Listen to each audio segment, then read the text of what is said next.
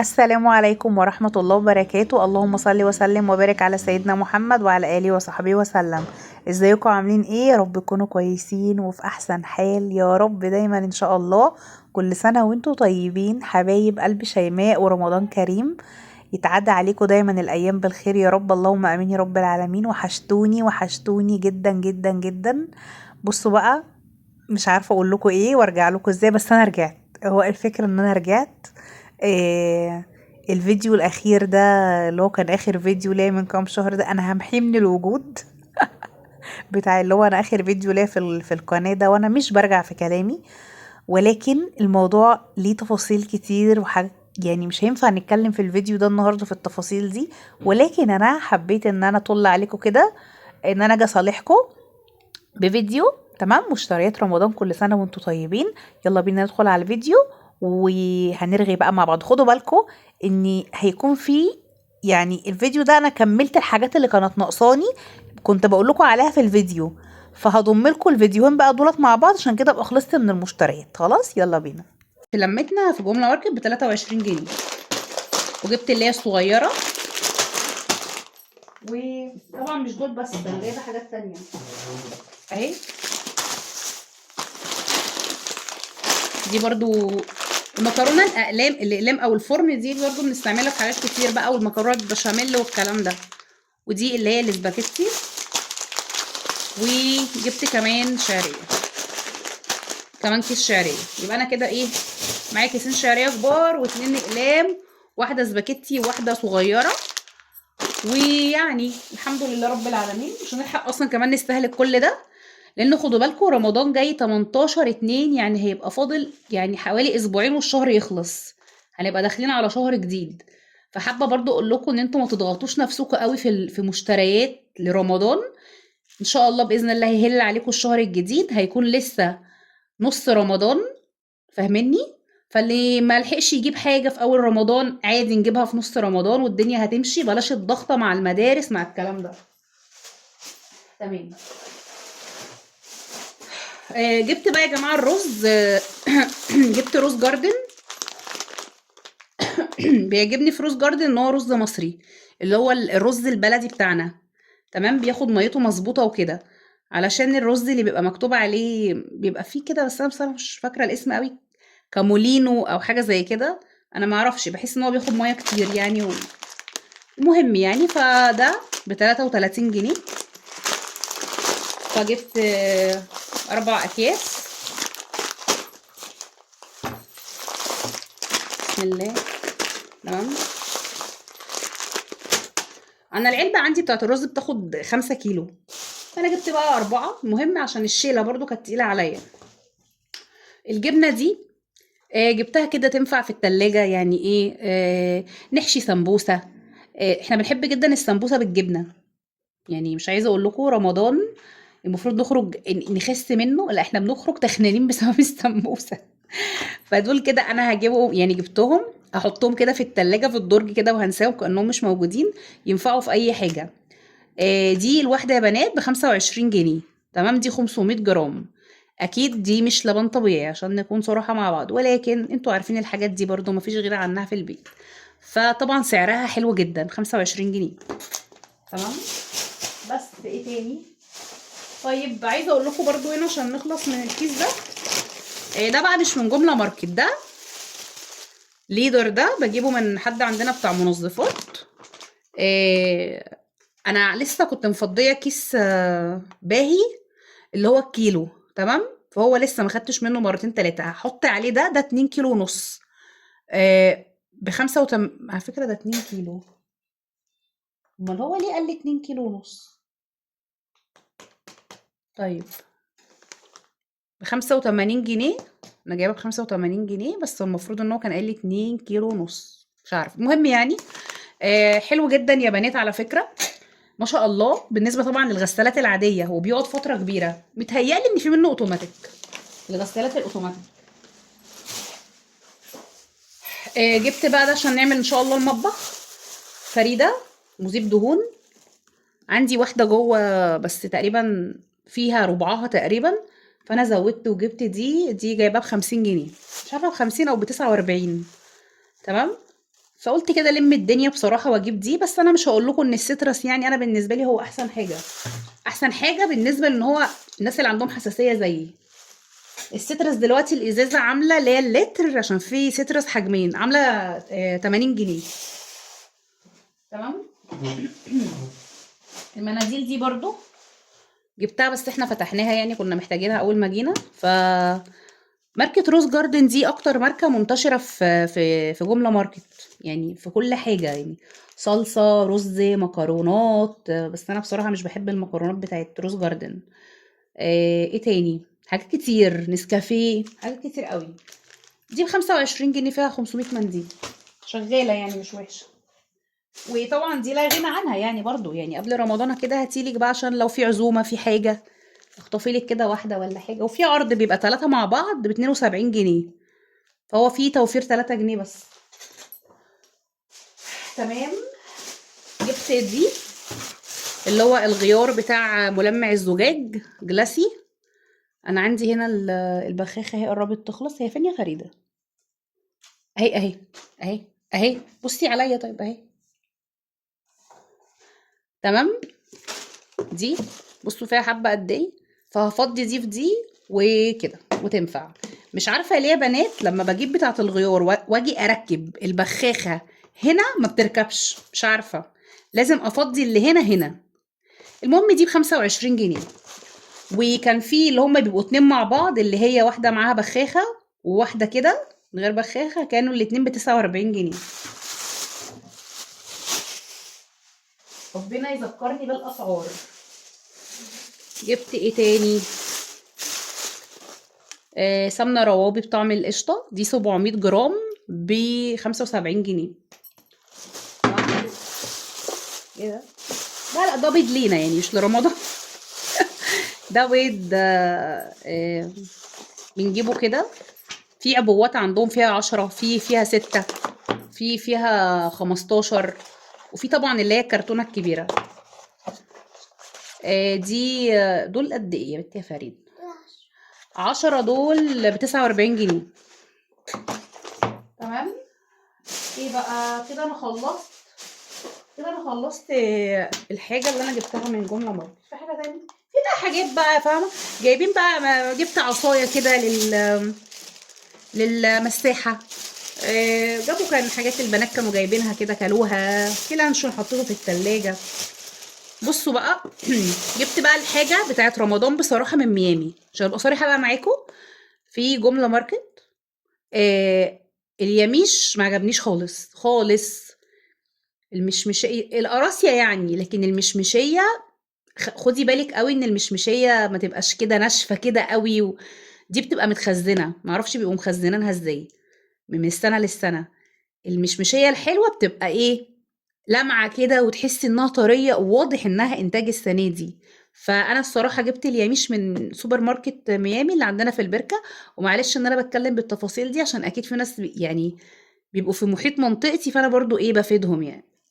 تمام. الحاجة عند ميامي جودتها تحفة تحفة بصراحة، ولا حتى هجيب من السيدة زينب ولا أي حاجة. المهم الصوبيا ديت اللي هي عمان، اللي هي دي 750 جرام. تمام. دي جايباها ب95 جنيه. دي أنا أصلا ممكن أجيب واحدة منها تاني. أكتر حاجة بنشربها. الصلصة جبتها وادي فود. بصوا هكتب لكم سعرها على الشاشة عشان أنا مش فاكرة الصراحة السعر. المهم جبت بطرمانين صلصة. دول مش هستخدمهم دلوقتي خالص، هشيلهم. جبت بقى شويه توابل كده. الحمد لله انا عندي توابل جوه بس مش كتير خالص. ودي فانيليا. ما ننساش بقى ايه الفانيليا بقى كده، والحلويات بقى بتاعت رمضان، مع ان انا مش من مناصره والله الحلويات قوي في رمضان. يعني عايزه اقول لكم ان انا ممكن اعمل الكنافه دي هي مره يعني. فكره ربطنا رمضان بالحلويات الشرقيه الكتيره كل يوم ولازم تبقى، لا الحاجات دي اصلا مش صح خالص. المهم الفانيليا دي اللي هي دريم. خلاص جبت بقى بابريكا. اوه ده الكيس مفتوح، انا عماله اقول ايه اللي مبهدل الدنيا. بصوا يا جماعه انا عملت ايه، جبت من كل حاجه ب20 جنيه وخلصت. ب20 جنيه بابريكا، ب20 جنيه كمون. انت لو حتى عندك هاتي كده مثلا ب20 جنيه وحطيه كده في درج التلاجة ولا حاجه.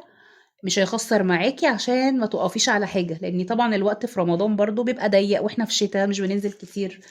وكمون برضو. دي بابريكا اسباني. الفلفل الاسود ده جبت ب30، هحط على بقيه اللي في العلبه عندي. بصوا حبه قد ايه. بس عايزه اقول لكم ان هو يعني ما شاء الله بيور جدا. دول برضو من عند سوبر ماركت ميامي العطاره. حاجتهم بيور بيور بجد. الحاجه بتطحن قدامك اساسا، فما شاء الله. عايزه اقول لكم ان السبع بهارات بتاعتهم تحفه. جبت برضو ب20 جنيه. يبقى كده ايه التوابل. وعلى فكره انا بقالي فتره كبيره ما بكترش في التوابل عن كده، وممكن كاري. وتصدقوا ان انا كنت عايزه اجيب قرفه ونسيت. صدقوا ان انا كنت عايزه اجيب قرفه ناعمه. يبقى قرفه ناعمه هزودها ان شاء الله باذن الله. قلت بقى ايه. جبت علبه مرق الدجاج اللي هي فاين فودز. في حاجات كده يا بنات بتبقى حاجات صغيره. بس ايه. بتنفع في البيت. تمام. يعني انا ممكن اجيب مثلا، كنت اجيب علبه او اجيب مثلا 10 من دول بيخلصوا بضطر اجيب تاني. طب وليه؟ طب ما انا اجيب علبه. اولا هي مش مكلفه، يعني هي ب 48 جنيه. يعني ما جابتش 50 جنيه، بس هتنفعني. حطيها بقى وانتي بتسلقي حاجه، تحطيها في تتبيلات. انا ما عايزه اقول لك حطيها في اي صلصه انتي بتعمليها في المحشي، تحفه طبعا. تمام. وجبت كيس دقيق. توشكا. ليه بقى يا بنات؟ انا بحب اعمل جدا القطايف في البيت. ما شاء الله كوبايه دقيق باذن الله هعملها معاكم. عايزه اقول لكم ان كوبايه دقيق بترمي، يعني بتعمل لك كده حبه حلوين يعني. لو عملتي بقى كوبايتين كده انت عملتي وليمه ان شاء الله باذن الله اعملها معاكم. الكيس اللي هو الدقيق ده برده مش عارفه بكام، هكتب لك على الشاشه. فاضل بقى اخر حاجه ايه. هاتي كده الشنطه دي. هاتي الشنطه دي. دي بقى ايه. لا ده بصل. ده بصل كنت جايباه من جمله ماركت. بس ايه. عندي هنا برضو حبه، بس قلت ازود عليهم بس ما كترتش يعني عشان الشيله، وعلشان ما بقتش احب اجيب الخضار بصراحه من هناك خالص. بقيت احب اجيبه مسلوق عادي. بس بقى ايه للضروره احكام. وجبت برضو بطاطس. بصوا بقى يا جماعه، طبعا انتوا عارفين يعني ربنا يا رب يفرح الناس كلها. اليميش طبعا غالي بجد، يعني اسعار خزعبليه شويه. فانا عملت ايه؟ ما اكدبش عليكم. انا فضلت محتاره. محتاره تعملي ايه يا بنتي يا شيماء؟ تعملي ايه يا بنتي يا شيماء؟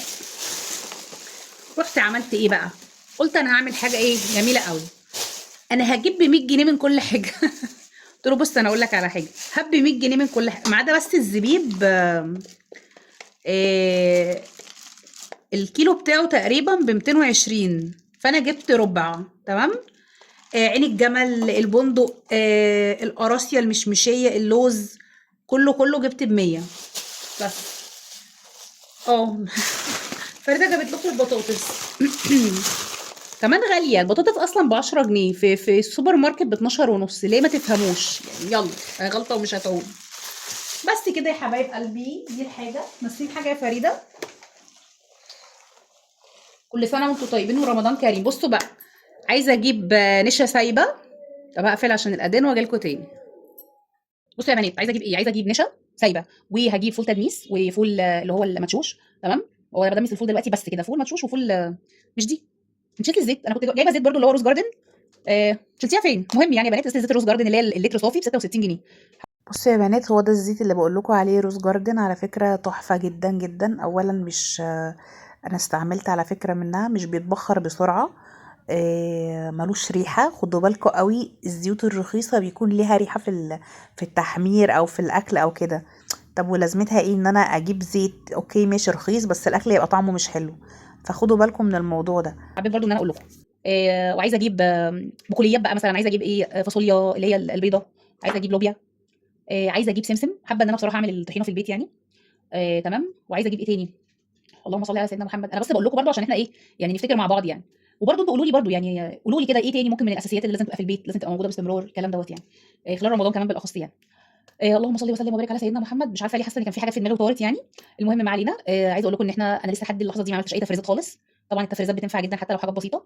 فان شاء الله باذن الله هنعمل مع بعض. كل سنه وانتم طيبين يا حبايب قلبي، بجد بحبكم، ربنا يخليكم ليا ويديمكم نعمه في حياتي وتفضلوا دايما كده في ظهري دايما. بس ده كان فيديو النهارده، يا رب يكون عجبكم، كان فيديو بسيط كده حبيت ان انا اشاركه معاكم، وفي نفس الوقت ايه ابقى معاكم دايما باستمرار وما اقطعش يعني. كل سنه وانتم طيبين، بحبكم، رمضان كريم ولا اله الا الله. طيب بصوا بقى يا جماعه، انا قلت بقى ايه، بما ان انا كملت بقيت حاجات ناقصاني فهصورهم لكم برضو علشان الاتنين يبقوا في فيديو واحد، وايه ما نطولش بقى على بعض في موضوع المشتريات ده. تمام، فتعالوا كده. بسم الله الرحمن الرحيم. الحاجه اهي. بصوا، اول حاجه كنت محتاجه بليدج، اللي هو جبت مورال ده جميل جدا بصراحه. عايزه اقول لكم ان بليدج فريده اللي انا كنت جايباه قبل كده الازازه عندي زي ما هي، ما بقدرش استعمله خالص لاني اللي هو ملمع فريده. تعالي يا فريده هاتي، عايزه اوريه لهم. ريحه المسك اللي فيه صعبه صعبه صعبه، الناس اللي بتحبه تجيبه. المهم ده يا بنات ب60 جنيه خلاص، 400 مللي مورال خلاص. هاتي ده اللي بقول لكم عليه اهي، شفتوه طبعا معايا قبل كده. تمام، اللي بقى بيحب المسك الاوفر، مش عود مسك يجيبه، لا صعب صعب بصراحه. تمام، وجودته مش وحشه عشان يعني ما نكدبش على بعض يعني. جبت بكرة المناديل فاميليا دي اللي هي مناديل المطبخ، 2 مع بعض ب31 جنيه. كان في يا بنات، انا طبعا جايبه الحاجات دي برضو من جمله ماركت. كان في زينه، مناديل زينه، الاتنين مع بعض زي دول كانوا ب25 جنيه، بس كانوا خلصانين خلاص، كانوا عروض طبعا. بصوا بقى، جبت الطحينه روز جاردن دي. روز جاردن دي بصراحه ماركه بتنقذنا يعني بقى مني يعني في حاجات كتير. طحينه، تمام، دي 400 جرام ب88 جنيه. طبعا انتوا عارفين ان الطحينه غاليه لان السمسم غالي. انا عايزه اقول لكم ان انا عندي فضول جدا افتحها معاكم.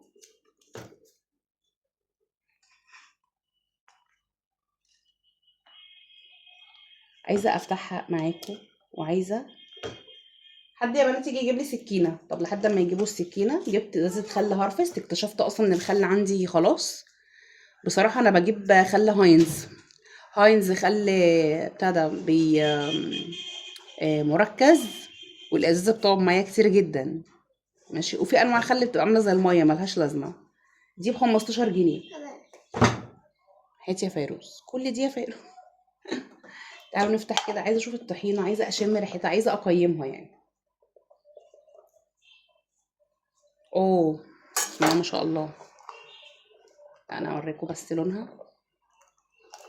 لا حلوه يا بنات، لا حلوه، بسم الله ما شاء الله، شايفينها؟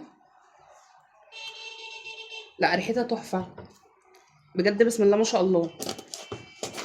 انا اصلا بجيب من السرجه مثلا ب30 جنيه حبه قد كده بالظبط. بالظبط كده، مش عارفه هم قد ايه. بصوا، انت عايزه بصوا اللبن ده اللي هو جهينه، اللي هي اللتر ونص. نخلص اللبن بالمره. اللي هي جهينه اللتر ونص، الواحده ب65 جنيه.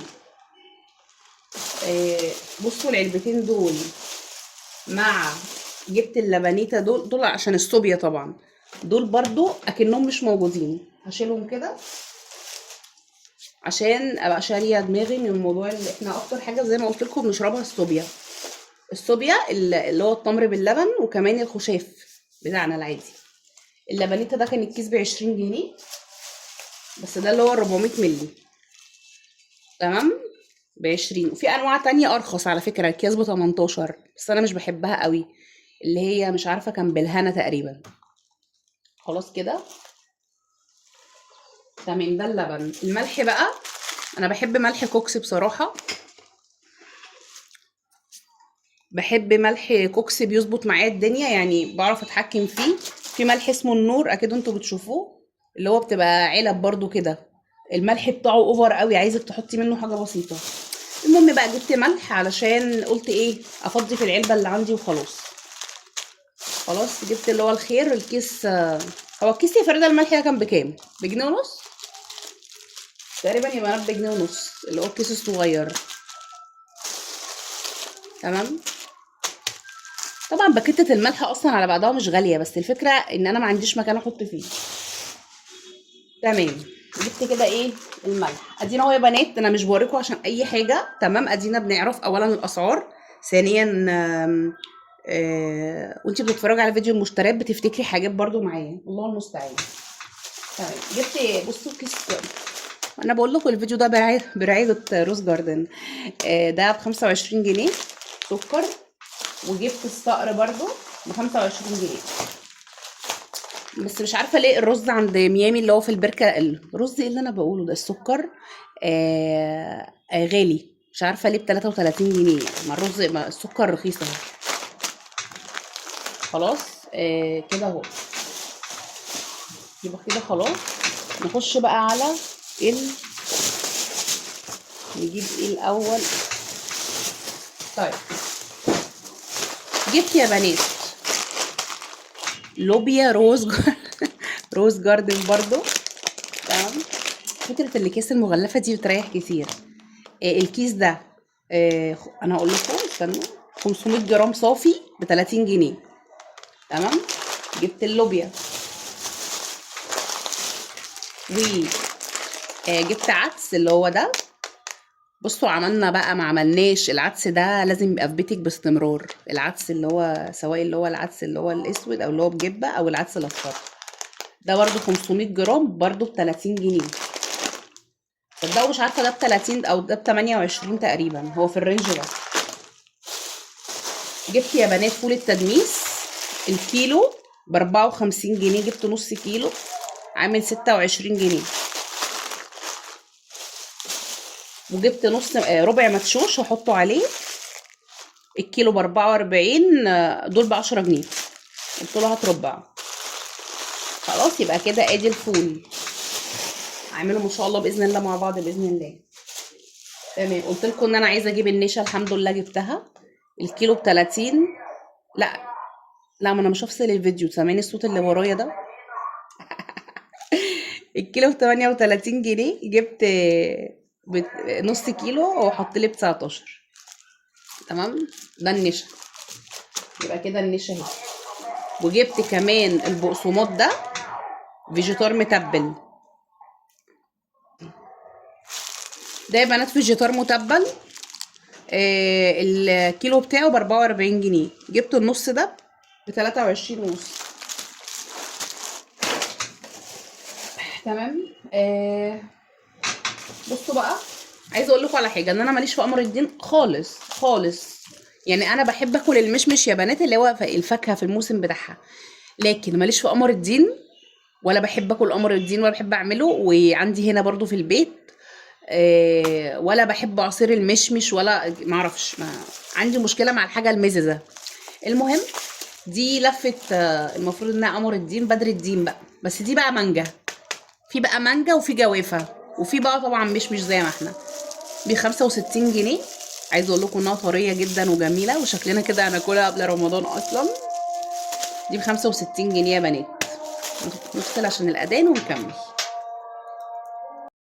طب نكمل. عايزه اقول لكم يا بنات اساسا ان البتاعه دي، عايزه اقول لكم ان ريحتها فظيعه فظيعه، تعجبكم جدا. طعمها ايه بس هو باين من ريحتها انها حاجه جودتها حلوه بجد، تحفه بسم الله ما شاء الله بجد. المهم تعالوا بقى، ده باكو شاي لينا احنا عادي يعني، ما اللي هو ده 100 جرام ب22 جنيه.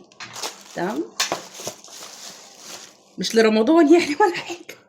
خلاص المهم بصوا بقى، جبت برضو، انا بقول لكم النهارده برعايه روز جاردن. ده تمور الوادي روز جاردن. تمام. العلبه دي ب65 جنيه 700 جرام. عايزه اقول لكم بقى في جمله ماركت التمور دي انواع واشكال هتقفي تحتاري. كتير كتير الطحان ومش عارفه اللي هو دوت الوادي، تمور الوادي ومش عارفه ايه الوادي، وانواع كتير. وفي عروض، كان في عرض علبه 700 جرام عليها علبه هديه. بس كانت ماركه تانية. كان العرض عامل 99 جنيه. تمام. علبه وعليها علبه هديه. ففي حاجات، في انواع كتير. ده بقى بحب قوي اعمله بالحليب. خلاص جبت بقى البلح ده اللي هو البلح الناشف، هو اسمه ازهار الوادي. بصوا انا عايزه اقول لكم على حاجه بصراحه، انا ما جبتش قبل كده بلح كده مغلف، دايما بجيبه بالوزن عادي. جوزي بقى هو لما بيبقى معايا بصراحة عشان هو بيحب البلح وبيفهم فيه، تنوع عندنا في التمور فظيع، كتير كتير. انا فعلا ببقى مش عارفة ايه الفرق. في انواع عادي بتبقى ب 150 جنيه و140 جنيه و130 جنيه.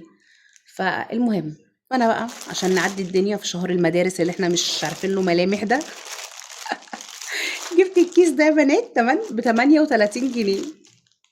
بس مش عارفة بقى وزنه قد ايه. انا حاساه كيلو، مش عارفة ليه يعني. مش عارفة ليه مش كاتبين الوزن. 750 جرام. 750 جرام. لونه كده عجبني كده، ومجفف كده ناشف كده، فاهميني؟ بس المهم، فانا مش بفهم قوي في البلح يعني. السنه اللي فاتت كنت جايبه كده نوع غالي، بس بصراحه الغالي ثمنه فيه. عايزه اقول لكم يا جماعه ان البلح اللي بيبقى اسعاره غريبه شويه ده ما بيوجعش السنان. يعني في، ما اعرفش، سبحان الله، بيبقى السكر بتاعه. الناس اللي اسنانها حساسه وعندها مشاكل في اعصابها واللي بتتعب من السكريات، البلح ده ما بيتعبش السنان، ما اعرفش ليه. المهم يا بنات، دي كانت المشتريات. بس بقى ايه، للامانه عايزه اقول لكم على حاجه. بصوا يا بنات، انا اكتر حاجه بحبها زي ما قلت لكم المشمشيه.